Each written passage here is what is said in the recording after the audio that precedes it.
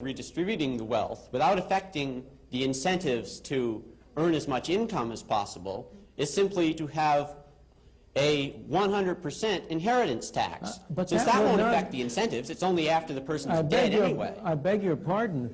I'm afraid, I don't know the family you come from.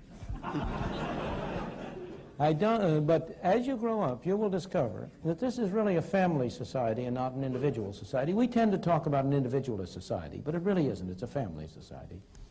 And the greatest incentives of all, the incentives that have really driven people on, have largely been the incentives of family creation, of family, of pursuing, of establishing their families on a decent system. What is the effect of 100% inheritance tax?